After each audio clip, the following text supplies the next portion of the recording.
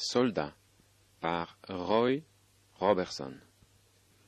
En 1944, la Seconde Guerre mondiale faisait rage dans la campagne française.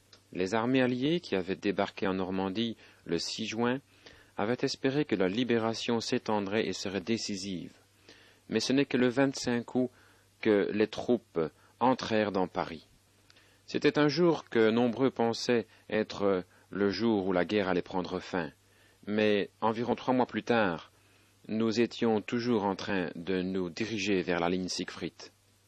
J'avais 33 ans, j'étais premier sergent et j'étais en France depuis le début de la libération. J'étais avec la 4e division blindée, la compagnie A et le 704e bataillon blindé qui était une partie de la 3e armée du général Patton.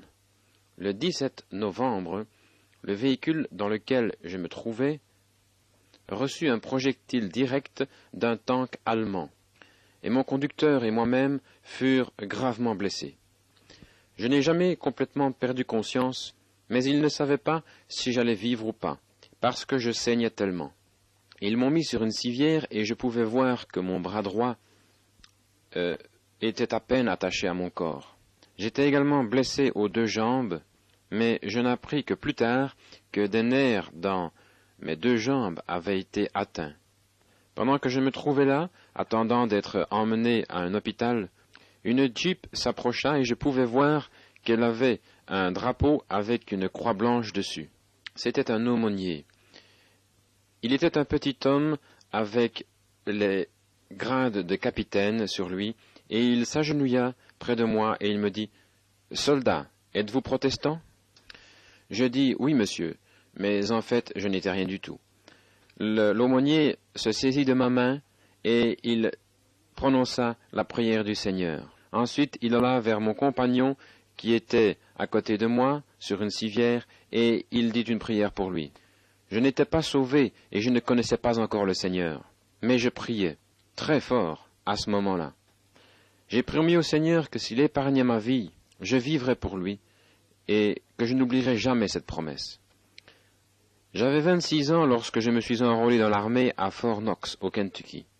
J'étais juste un garçon de ferme, né dans l'Indiana anglais, le plus jeune de 3 garçons. Ma mère est morte quand j'avais 8 ans, et je me suis déplacé pendant un moment à New Albany, en Indiana, et j'ai vécu là avec ma tante et mon oncle.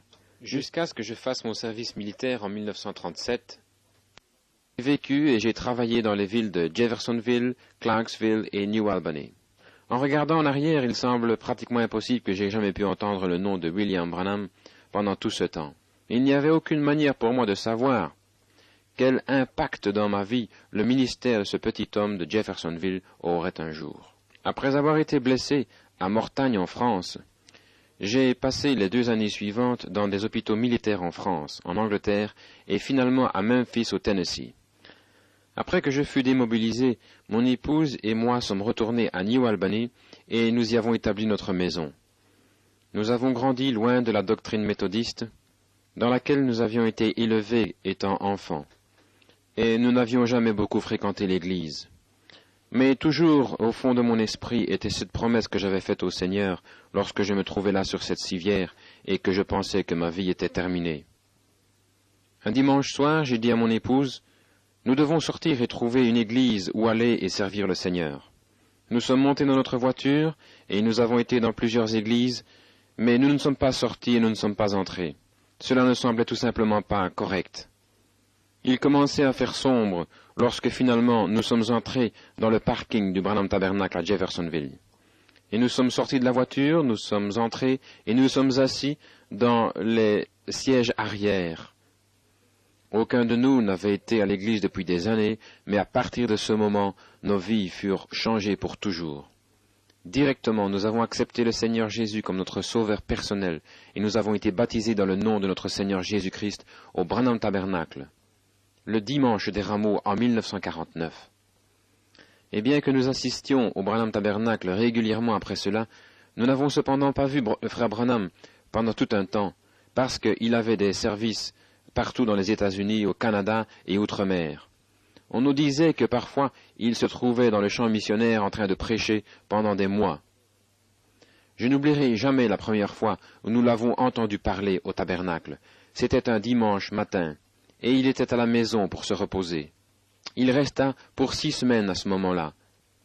Et pendant qu'il se reposait, il avait un réveil de 3 semaines là au tabernacle. Il conduisait le service de chant lui-même, et il prêcha 3 soirées par semaine. Quelle merveilleuse communion nous avions! Nous n'avions jamais entendu quelque chose comme cela auparavant. La prédication que frère Branham nous apportait. Il prêchait jusqu'à 10h30 ou 11h le soir parfois, et ensuite il chantait pendant environ 30 minutes. Il ne venait qu'un petit groupe au tabernacle en ces jours, peut-être 75 à 100 personnes. Nous n'avions pas vu frère Branham prier pour les malades comme il le faisait dans ses campagnes de guérison. La première fois que nous avons vu une ligne de prière était le 10 janvier 1950 à Houston, Texas.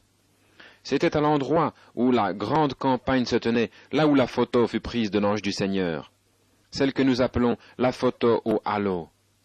Mon épouse et moi, nous avons réussi à mettre de côté un peu d'argent pour le voyage, et nous sommes arrivés à notre chambre de motel à Houston vers midi le 10 janvier, et nous commencions à nous préparer pour nous rendre à l'auditorium là où le service devait se tenir. Mon épouse, qui était anxieuse d'être dans la ligne de prière ce soir-là, se trouvait en train de regarder par la fenêtre, attendant que je termine de me préparer, et elle me dit « Je souhaite que tu te dépêches, je voudrais arriver là à temps pour avoir une carte de prière. » Le service du premier soir se tenait au Music Hall de Houston, un petit endroit où l'on pouvait mettre 3000 personnes. Et lorsque nous sommes arrivés là, nous avons vu que frère Howard, le frère de frère Branham, était en train de donner des cartes de prière. Mon épouse et moi, nous avons eu des cartes de prière, mais mon numéro ne fut jamais appelé. J'avais emmené mon enregistreur pour enregistrer le service, et je me trouvais à environ 50 pieds de l'estrade. Ce soir-là, mon épouse fut la 3e personne à être appelée dans la ligne de prière, et je n'oublierai jamais lorsqu'elle se présenta devant frère Branham. Il la regarda et il dit « Eh bien, sœur, je vois que vous venez de New Albany. Vous vivez environ à 7 miles d'où j'habite. » Il lui a même dit ce qu'elle m'avait dit au sujet du fait de se dépêcher pour se préparer lorsque nous étions dans la chambre du motel cet après-midi-là. Et il a dit « Je peux voir beaucoup de choses dans votre vie que je pourrais vous dire, mais les gens pourraient dire que c'est parce que vous venez de près de chez moi. Mais vous avez fait tout ce chemin simplement pour être dans cette réunion. Et ceci est la première fois où vous assistez à une réunion de guérison. » Je fus émerveillé quand j'entendis cela. Je le regardais et je pensais, quel genre d'homme est-ce qui connaît les secrets du cœur? Je savais qu'il ne connaissait ni mon épouse ni moi-même personnellement. Il était différent des autres évangélistes qui aidaient dans les réunions comme frère Bosworth ou frère Raymond Ritchie. Chaque soir, la foule grandissait, et après la première semaine de réunion, nous devions nous déplacer au Colisée Sam Houston, qui pouvait contenir environ 10 000 personnes. Frère Branham continuait à dire incessamment qu'il sentait que quelque chose d'extraordinaire allait se passer pendant cette réunion. Avant de terminer la réunion chaque soir, frère Branham tenait un groupe de prière pour chacun, et des gens étaient guéris dans tout le bâtiment. Je me souviens un soir, il y avait un frère espagnol se tenant près de nous, et il avait un petit enfant, aveugle d'environ 3 ans. Pendant la prière, j'entendis du remue-ménage, et je regardai, et je vis que le bébé avait été guéri et que ses yeux étaient ouverts. C'était la plus grande chose que j'ai jamais vue. Les réunions durèrent jusqu'au 24 janvier. Mais nous avons dû retourner à la maison avant la fin des réunions, car nous étions à court d'argent. Peu de temps après, j'étais au tabernacle un dimanche matin, dans la pièce de prière avant la réunion, avec le frère Graham Snelling et quelques-uns des diacres. Et frère Branham entra dans la pièce. Je n'avais vraiment jamais réellement parlé à frère Branham avant, mais il avança vers moi et il dit « Frère Robertson, vous étiez à mes réunions à Houston. » Je dis « Oui, monsieur. » Il dit « Pourquoi ne m'avez-vous pas dit que vous aviez besoin d'un peu d'argent pour rester aux réunions? Je vous aurais donné de l'argent. » Je ne savais que dire. Je ne pense pas que personne savait que nous étions à court d'argent et que nous avions dû quitter les réunions plus tôt. Je savais que je ne l'avais dit à personne.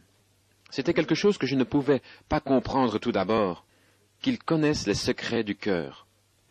Le tabernacle était vraiment petit à cette époque, et je commençais à aider un petit peu dans l'église comme huissier. En ce temps-là, frère Branham n'avait pas un ensemble complet de diacres et d'administrateurs comme il l'eut plus tard. Nous offrions volontairement notre aide, et je me réjouissais beaucoup de travailler avec frère Doug Branham, frère Stewards et d'autres. Mon épouse et moi devinrent bientôt de bons amis de frère et sœur Branham. Il venait à la maison pour dîner, et lui et moi allions à la chasse aux cerfs et à l'élan dans le Colorado. Être avec lui était une chose merveilleuse, car en tout temps vous pouviez sentir un merveilleux esprit, le Saint-Esprit autour de lui. J'ai commencé à enregistrer les sermons de frère Branham sur mon enregistreur en décembre 1949. Le premier message que j'ai enregistré était intitulé « La déité de Jésus-Christ ». Frère Branham n'avait pas d'enregistreur, mais il avait un tourne-disque à la maison. Ainsi, après que je le connus un petit peu mieux et que nous étions rendus visite quelquefois, j'ai emmené l'un de mes enregistreurs à une société d'enregistrement et ils en ont fait un disque pour moi. Un soir, mon épouse et moi, nous l'avons emmené chez frère Branham et nous lui avons donné. C'était la première fois qu'il écoutait sa propre voix. Et tout d'abord, il était embarrassé et il dit « Est-ce que ma voix est vraiment comme cela ?» Mais il était aussi très excité à ce sujet et je lui dis que beaucoup de personnes m'avaient demandé des enregistrements et qu'ils désiraient des copies pour eux-mêmes. Je n'étais pas la seule personne qui faisait des enregistrements. En fait, il y avait tant de personnes qui enregistraient que parfois il était difficile de trouver un endroit pour placer votre équipement. Ce n'était qu'en 1953-1954 que frère Branham a placé la vente des messages enregistrés sous la direction de l'Église afin d'éviter la confusion qui était provoquée par les enregistrements et les privilèges d'enregistrement qui étaient mal utilisés par certaines personnes. Je construisis une maison pas loin de Jeffersonville sur la grande route 62. C'était environ 5 miles de la ville, et en ce moment il n'y avait pas d'eau de distribution aussi loin, et j'ai dû creuser un puits. Et ce n'était pas avant que le plombier ait mis toute l'installation, la pompe et les tuyaux dans la maison que nous avons tourné le robinet et nous avons découvert que nous avions de l'eau salée. Elle n'était bonne à rien et tellement salée qu'elle endommageait les tuyaux de cuivre. J'étais vraiment tout retourné à cause de ceci, parce que nous avions mis tout ce que nous avions pour construire la maison. La fois suivante, où frère Branham se trouvait à l'église, je lui ai dit au sujet de l'eau, et il a dit, « Frère Robertson, nous devrons simplement demander au Seigneur de changer l'eau. » C'était un dimanche matin, et il dit, « Je passerai chez vous cet après-midi pour vous rendre visite. » Cet après-midi-là, lui et sœur Branham sont venus à la maison, et il est allé dans la cuisine, il a ouvert l'eau, et il a dit, « Laissez-moi goûter cette eau. » Il en a pris une gorgée, et il a dit, « Oh là là, c'est salé !» Et il dut la cracher tellement c'était fort. Leur visite dura un petit moment, et puis il dit, « Nous prierons à ce sujet, frère Robertson. » Et ensuite, il s'en alla. C'est tout ce qu'il dit, et je ne savais que penser au sujet de l'eau. Environ 3 semaines plus tard, frère Branham avait un service de guérison à Connersville, en Indiana. Mon épouse et moi, et la maman de frère Branham, et le plus jeune frère, Donny, se sont rendus ensemble à la réunion.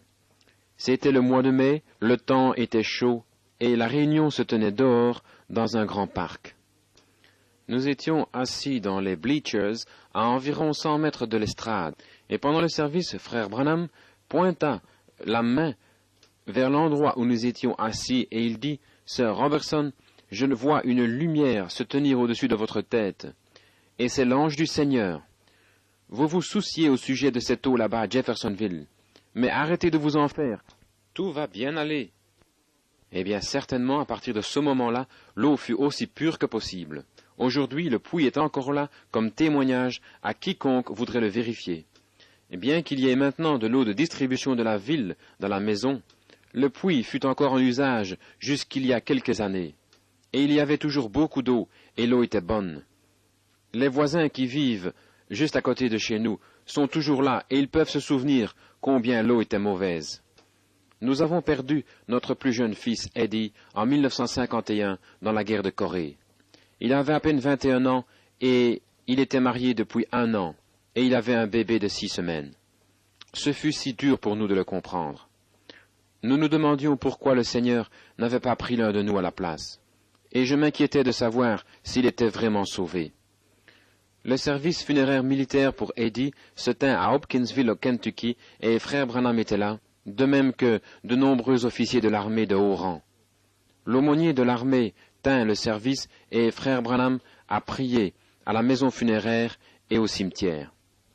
Ensuite, il fit connaissance avec tous les militaires, il leur parla et il leur serra la main.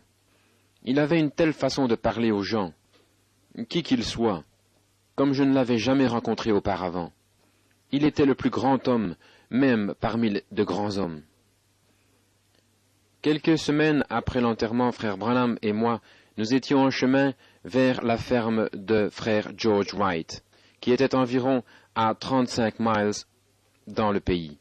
Frère Branham aimait vraiment la famille Wright, et il allait souvent là pour avoir communion avec eux ou pour aller à la chasse, au lapin ou à l'écureuil. Ce jour particulier, nous étions dans mon break, et je conduisais lorsque tout à coup, je commençais à me sentir mal de la tête, et une drôle de sensation commençait à venir vers moi. Je pensais que j'allais devenir malade ou que j'allais m'évanouir.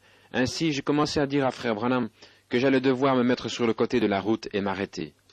Mais comme je commençais à dire cela, il le parla et il me dit, « Frère Roy, j'ai quelque chose que je désire vous dire.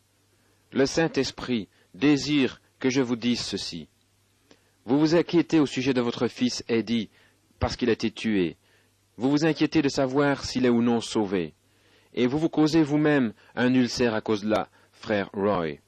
Arrêtez de vous faire de soucis, parce qu'il va bien et qu'il sera là ce jour-là. » Et ensuite il dit, « Je vois lorsque vous étiez là, sur cette civière, en France, en 1944, lorsque vous étiez blessé. Je vois les blessures à votre bras droit et à vos 2 jambes. Les nerfs étaient atteints dans vos jambes, et votre bras droit, il tenait à peine attaché à votre corps. Ils vous ont déposé là sur une civière avec un autre soldat, et ils pensaient que vous étiez mourant. Mais le Seigneur avait quelque chose pour vous plus tard.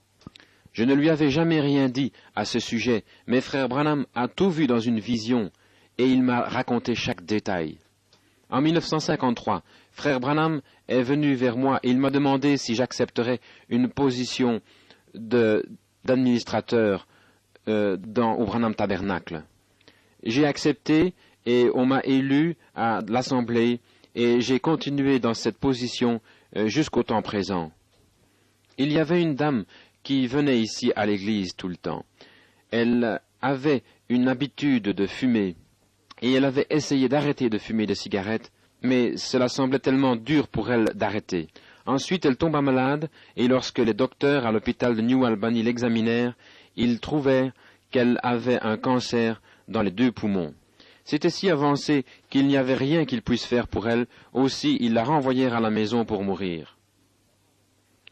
Elle avait téléphoné à notre maison et avait demandé si nous pouvions demander à frère Branham de passer et de prier pour elle.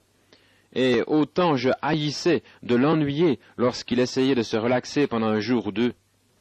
Un matin, je lui demandai si ça ne lui faisait rien d'aller et de prier pour une sœur qui était malade. Frère Bankswood, frère Branham et moi, nous étions en chemin vers le stand de tir, et il dit, « Je vais vous dire, frère Robertson, nous nous arrêterons là sur le chemin du retour. » Nous étions partis vraiment tôt, ainsi il était environ 10 heures le matin lorsque nous nous sommes arrêtés pour la voir. La sœur était assise sur une chaise dans le living room et son mari était assis avec elle et elle dit, « Frère Branham, j'ai eu un rêve que vous veniez à la maison et que vous priez pour moi. » Il dit, « Oui, sœur, je sais que vous avez eu ce rêve. C'est la raison pour laquelle nous sommes ici et nous allons prier pour vous. » Frère Branham avança vers elle et il la prit par la main. À ce moment-là, lorsqu'il priait pour les malades, il y avait une tache qui apparaissait sur sa main et il pouvait dire de quelle maladie la personne souffrait. Je ne l'avais jamais vu sur sa main, mais cette fois-là, il dit, « Venez ici, frère Robertson, frère Wood, je vais vous montrer ceci. » Ainsi, nous avons regardé sa main et il y avait une tache ronde, rouge, avec toutes des petites taches, mais seulement lui pouvait en dire la signification. Il a dit, « Sœur, vous avez le cancer des poumons, et l'ombre de la mort est sur vous. Si le Seigneur ne l'enlève pas lorsque je prie pour vous, vous mourrez. » Il pria, et lorsqu'il eut fini, il la prit par la main à nouveau, et il dit, « C'est encore là. Sœur, il y a quelque chose qui ne va pas. Vous et votre mari, vous avez parlé de quelque chose avant que nous arrivions ici ce matin. Vous savez ce que c'était, et vous devez demander au Seigneur de vous pardonner de cela. Repentez-vous, et dites que vous ne le ferez plus, parce que ceci est sérieux. Je vais prier pour vous à nouveau, et si cela ne vous quitte pas, vous mourrez. » Elle dit oui, elle comprit, et ensemble, elle et son mari, ils demandèrent au Seigneur de leur pardonner. Ensuite, frère Branham demanda à frère Wood de changer de siège avec moi. J'étais assis sur une chaise et frère Wood était assis sur le divan. Ainsi, nous avons changé de place. Il pria pour la sœur à nouveau, et cette fois-ci, la tache le quitta, et il dit à la sœur qu'elle était guérie. Elle vit encore aujourd'hui en Floride. Certaines personnes peuvent ne pas le comprendre, mais chaque détail doit être selon la vision. Chaque chose doit être en place lorsque il priait pour vous. Un jour, frère Branham, frère Wood et moi, nous étions en chemin vers Wyoming pour aller à la chasse à l'antilope. Nous étions en train de conduire le petit camion Chevrolet de frère Branham, et sur l'un des côtés du camion, il était peint les mots « Campagne de William Branham », et de l'autre côté était une image de Jésus et les mots « Je reviens ». En ces jours-là, les stations-service étaient assez éloignées les unes des autres, et nous étions quelque part profondément dans le Kansas, lorsque frère Branham dit « Je pense que nous ferions mieux de nous arrêter à cette station. Le Seigneur désire que je m'arrête. » Nous nous sommes arrêtés à cette petite station qui était assez éloignée de la route. Il y avait 2 pompes à essence devant, et les gens vivaient à l'arrière de la station. Un gars sortit de la station et commença à remplir le réservoir, et derrière lui vient une dame. Elle s'avança vers frère Branham, qui était habillé dans ses vieux vêtements de chasse, et elle demanda, « Êtes-vous frère Branham ?» Il dit, « Oui, madame, je suis frère Branham. » Elle dit, « J'étais dans une de vos réunions, il y a un certain temps, et j'ai eu un rêve comme quoi vous viendriez. Nous avons une petite fille là à l'arrière qui est vraiment malade. Voudriez-vous venir et prier pour elle ?» Il dit, « Sœur, je le ferai certainement. » Il dit à frère Wood et à moi-même de rester dans le camion, ce qui était inhabituel parce que normalement nous sortions avec lui. Il était parti d'environ 15 minutes et ensuite il revint et il dit, « Le Seigneur est bon. Il m'a montré une vision et le petit enfant est guéri. » L'année 1955 marqua le commencement des enquêtes sur les revenus qui allaient durer pendant 5 ans. C'était la chose la plus stressante où j'ai jamais vu frère Branham devoir passer, et cela l'a blessé plus que ce que je connaisse. Et même si l'affaire s'est terminée en payant une portion de l'argent à l'IRS, c'était tout simplement parce qu'il était fatigué de combattre avec eux. Et cela l'avait emmené si loin que cela affectait son ministère. Il ne pouvait trouver aucun mauvais agissement, et même après toutes ces années d'enquête, ils ne purent trouver aucune accusation contre lui. Je fus appelé à témoigner devant le comité d'enquête à de nombreuses occasions, et je fus présent en d'autres occasions où frère Branham était interrogé. Je suis un soldat, et parfois lorsqu'il voulait l'accuser ou essayer de lui faire honte et de le discréditer, j'aurais voulu combattre toute cette bande d'avocats qui étaient assis là, de l'autre côté de la table. Mais jamais une fois je n'ai entendu frère Branham élever la voix. Et même très rarement il parlait de lui-même. Mais lorsqu'il parlait, c'était avec une telle sincérité et simplicité que cela semblait pratiquement effrayer ses accusateurs. Il savait qu'il n'aurait pas une chance si son cas était présenté devant un jury, ainsi il continuait simplement leur harassement jusqu'à ce qu'ils l'épuisent. Je pense que l'un des plus proches amis que frère Branham ait jamais eu était frère Bankswood. Il était également son voisin et un menuisier de formation. Quelque chose que pas beaucoup de personnes savent est que parfois frère Branham allait avec frère Wood et l'aidait dans quelque travail qui lui arrivait de faire. Je me souviens une fois où j'allais vendre une maison dans laquelle je vivais. J'avais trouvé un garage en briques que j'avais construit derrière la maison, et ce garage était trop près de la ligne de la propriété de 3 pieds, environ 1 mètre. Avant que je puisse vendre la maison, le garage devait être soit déplacé ou démoli. J'ai contacté une société spécialisée dans le déménagement des maisons, et lorsqu'ils ont regardé le garage, ils ont dit que, à cause de la façon dont il était construit, il n'y avait aucun moyen de le déplacer sans qu'il tombe en morceaux. Ainsi, j'ai appelé frère Wood pour voir ce qu'il pensait de la situation. Il a dit, « Frère Robertson, je vais essayer de le déplacer.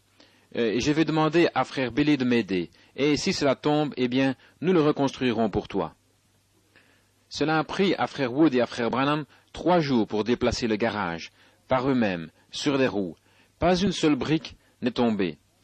Frère Branham était si content et si excité qu'il sautait partout et qu'il criait « Nous avons réussi, Wood Butcher! Nous avons réussi, boucher du bois !» C'était le nom qu'il donnait à frère Wood de façon à le taquiner. Vers la fin de février 1964, frère Wood et moi nous sommes allés à Tucson pour faire la chasse au javelina avec frère Branham au Sunset Mountain. Frère Branham aimait simplement aller là, et de grandes choses sont arrivées à cet endroit. Habituellement, il y avait une dizaine ou même davantage d'hommes qui aimaient se rassembler ensemble pour aller à la chasse. Frère Evans, frère Southman, frère Borders, frère McHughes et beaucoup d'autres. Nous n'y allions pas simplement pour la chasse, j'aimais vraiment la compagnie, la communion le plus. Frère Branham avait un ami du nom de McAnally, qui était un prospecteur, et il avait chassé et prospecté dans toute cette région avec frère Branham. Il était aussi avec nous à cette chasse, et lui et frère Southman étaient les cuistots du camp. Nous avions des caravanes et des tentes dans lesquelles nous dormions. Nous chassions habituellement durant la journée, chacun allant de son côté. Frère Branham aimait chasser seul. Mais quelquefois, il disait à l'un d'entre nous, « Frère, je pense que vous pourriez trouver du bon gibier aujourd'hui dans tel et tel endroit. » Eh bien, nous trouvions du gibier effectivement, mais nous n'étions pas toujours de bons tireurs pour ramener de la viande au camp. Alors, autour du feu de camp, pendant les soirées, frère Branham nous parlait, et nous parlions de choses diverses. Ce furent vraiment de grands moments, et je regrette que nous n'ayons pas enregistré ces merveilleuses conversations que nous avons appréciées. Nous avions chassé pendant environ 3 jours, et nous commencions à charger notre équipement de chasse dans les camions un matin pour rentrer à Tucson. Frère Branham nous avait dit d'être certain de bien tout nettoyer tout autour du camp et de ramasser tous les débris. Frère Wood avait parqué son camion pas loin d'un grand rocher qui était tout près d'où nous avions eu le feu de camp, et frère Branham a pris une pelle et il lançait de la poussière sur les charbons du feu. Il venait de parler à frère McHughes quelques minutes auparavant, et il avait eu une vision concernant ses yeux et aussi concernant sa mère. Lorsqu'il eut terminé de parler avec frère McHughes, il vint vers moi et il mit sa main sur mon épaule et il dit, « Frère Roy, quelque chose va arriver. Ne vous excitez pas ou ne soyez pas effrayés. » À peine quelques instants plus tard, alors qu'il mettait de la poussière sur les charbons, un vent violent vint du sommet du bord escarpé et rocheux qui était derrière notre camp.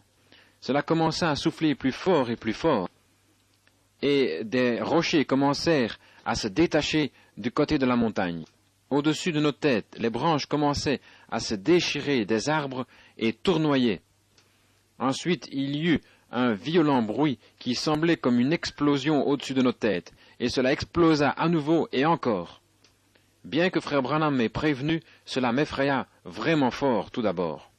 Je regardai dans la direction où il se trouvait, ce qui n'était pas très éloigné de moi, et je voyais qu'il avait sa tête courbée et son chapeau dans sa main. Je savais que c'était quelque chose du Seigneur, mais c'était encore un moment terrible. Le vent disparut aussi rapidement qu'il était apparu, et plusieurs des frères courèrent vers frère Branham et lui demandèrent « Qu'est-ce que c'était ?»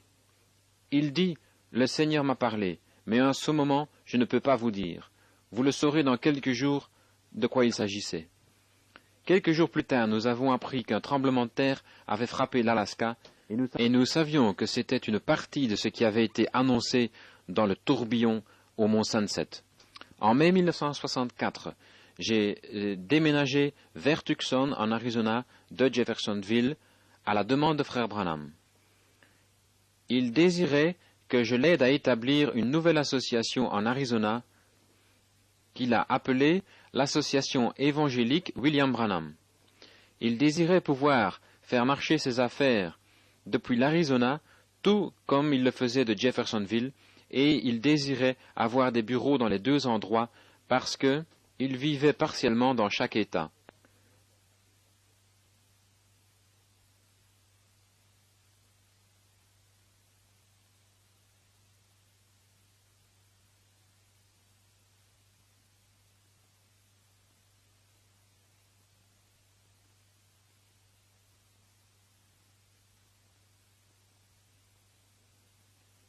C'était le 1er juin, juste avant que frère Branham ne quitte pour passer les mois d'été à Jeffersonville.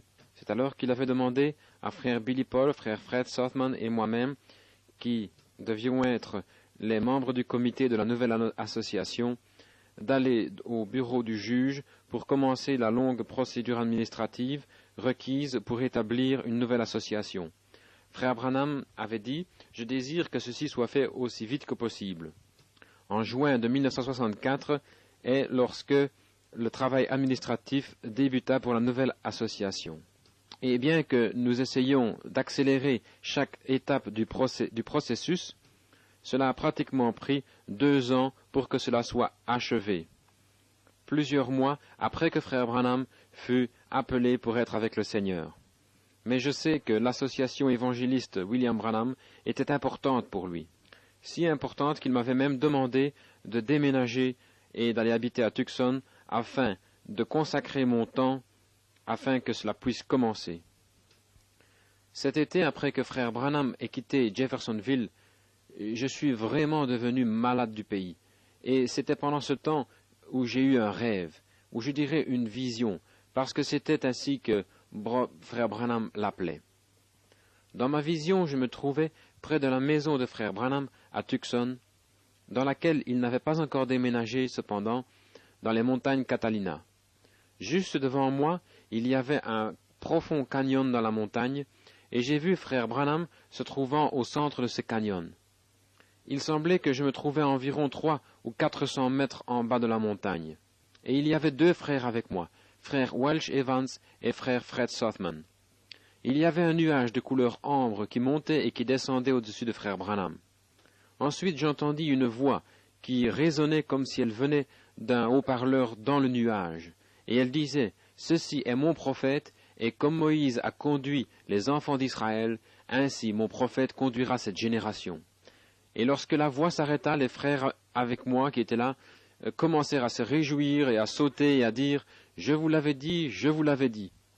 Eh bien, j'ai appelé frère Branham et je lui ai dit ce que j'avais vu, et il me dit que c'était une vision envoyée du Seigneur et qu'il la révélerait lorsque le temps viendrait. Le mois de février suivant, 7 mois plus tard, frère Branham prêcha sur mariage et divorce le dimanche matin, le 21. Nous écoutions les réunions à Tucson par le téléphone. Et ce soir-là, juste avant de prêcher qui est ce Melchisédek, il était en train de faire des commentaires sur le service du matin. Je l'entendis dire « S'il arrive que mon bon ami le frère Roy Robertson écoute à Tucson, Roy, souviens-toi de la vision l'autre jour que tu as vue là où nous nous trouvions dans la montagne. Tu es venu vers moi et ce nuage se trouvait au sommet. Viens, redescends en marchant, tu sais ce qu'il t'a dit, je t'ai dit à la maison l'autre jour. C'est cela, Roy. Ne t'inquiète plus, fils, c'est terminé. Tu ne sais tout simplement pas ce que cela signifie. C'est la grâce. Il vous aime, vous l'aimez. Servez-le humblement et adorez-le le reste de vos jours. Soyez heureux, allez de l'avant et vivez comme vous êtes. Si vous êtes heureux, continuez ainsi. Ne faites jamais rien de faux à nouveau comme cela. Allez simplement de l'avant, c'est la grâce de Dieu. Le 19 mai 1965, c'était le 10e anniversaire de Joseph, le fils de frère Branham. Et frère Branham l'avait emmené, ainsi que d'autres frères et moi-même, au mont Sunset pour la journée. J'avais pris un petit appareil photo, un Browning, et lorsque nous sommes arrivés là, j'ai vu que quelques-uns des frères avaient des caméras plus nouvelles et meilleures. Je les ai laissés prendre les photos. Frère Branham commença à relater certaines des choses qui s'étaient passées à cet endroit, disant à Joseph où les différentes choses s'étaient produites. Et comme il faisait ainsi, les frères prenaient des photos. Ensuite, il se tourna vers moi et il dit, « Frère Roy, voudriez-vous me prendre en photo me tenant sur ce rocher-là » J'ai dit, « Bien sûr, frère Branham », et j'ai sorti mon petit appareil photo et j'ai commencé à prendre des photos. J'en ai pris une de lui se tenant seul sur le rocher. Ensuite, il demanda à Joseph de venir sur le rocher avec lui. Et j'en ai pris une où ils étaient tous les deux ensemble. En tout, j'ai pris 12 photos ce jour-là, et frère Branham m'a dit, « Dès que tu les auras développées, je désire les voir. » Plusieurs jours plus tard, lorsque le film fut développé, je l'ai montré à mon épouse, et avec un peu de désappointement, elle a dit, « Il doit y avoir quelque chose qui ne va pas avec mon appareil photo, parce que ces photos, elles sont toutes tachées de couleur. » Notre appartement était juste en bas de la rue, là où frère Branham vivait. Et j'ai marché jusqu'à sa maison pour lui montrer les photos. Lorsque je lui eus dit ce que j'avais en main, il appela sœur Branham et il commença à lui montrer les photos. Et il dit, « Regarde, ici c'est ce dont je t'ai parlé. Voici l'ange du Seigneur que tu vois sur ce rocher. » Dans les mois qui suivirent, j'ai pu aller à la chasse avec frère Branham et quelques autres frères quelquefois. Nous allions à la chasse à la dinde et aux écureuils, et en automne nous sommes allés chasser le cerf dans les forêts Kaibab au nord de l'Arizona. Nous avons une grande communion lors de ces voyages de chasse, et frère Branham nous racontait beaucoup de choses que le Seigneur lui avait montrées. Il nous parla des expériences dans le Sabino Canyon avec l'aigle blanc et le petit écureuil. Il disait souvent, « Ne laissez pas ces choses devenir communes à vous, frères, parce que ces choses qui sont arrivées sont beaucoup plus sérieuses que vous ne le réalisez. » Et ensuite est venu le temps, en décembre, où frère Branham allait quitter pour retourner à Jeffersonville pour Noël. Le vendredi soir, avant qu'il ne parte le samedi matin, il m'appela et me demanda d'annuler certains des rendez-vous qu'il avait pour la semaine suivante à Tucson.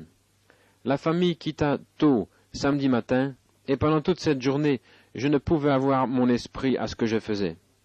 Le temps commençait à devenir mauvais, et frère Branham n'était pas décidé au moment où il partait quelle route il allait prendre. Ensuite, à 7h30 ce soir-là, j'eus un appel de frère Billy Paul, et il me dit qu'il y avait eu un accident, un grave accident.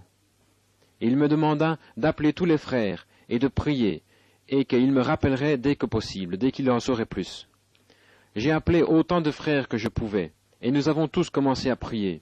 Environ 45 minutes plus tard, frère Billy Paul me rappela. Il me parla de la gravité des blessures de chacun, et me dit que la sœur Branham avait été emmenée ainsi que Sarah à l'hôpital à Amarillo, et dès qu'ils pouvaient, ils emmèneraient également frère Branham. Plusieurs frères quittèrent immédiatement pour Amarillo, mais je suis resté à Tucson au cas où il serait nécessaire que quelque chose soit fait là. J'étais dans une terrible condition. Je sentais que je ne pouvais pas prier. J'étais assis dans notre remorque pratiquement tout le temps. Je ne pouvais comprendre rien de ce qui se passait. Une nuit, j'étais couché sur mon lit, et tout à coup, la pièce s'éclaira, et je vis frère Branham marcher à côté de mon lit. Il avait son chapeau, et sa Bible était sous son bras. Il s'approcha de moi, et il me prit par la main, et il dit, « Ne crains pas, frère Robertson, je te rencontrerai au mont Sion. » Lorsque je revins à moi-même, d'une façon ou d'une autre, je pouvais comprendre dans mon cœur que c'était tout le but du Seigneur, et qu'il ne s'agissait pas pour moi de raisonner. Un jour, frère Branham m'a demandé, « Frère Robertson, sais-tu réellement qui était Moïse ?» Lorsqu'il parlait ainsi, je devais dire, « Non, je ne sais pas. » Il a dit, il était Dieu pour ses enfants d'Israël, et il pouvait appeler à l'existence des mouches et des choses, comme des écureuils. Et lorsqu'il a dit écureuil, alors je savais qu'il était notre Moïse. Il était Dieu pour le peuple de cette génération, le même que Moïse l'était pour ses enfants d'Israël. J'ai confiance que ces choses que nous avons vues arriver et les choses que nous avons entendues parler par le prophète à cette génération ne deviendront jamais communes à aucun d'entre nous.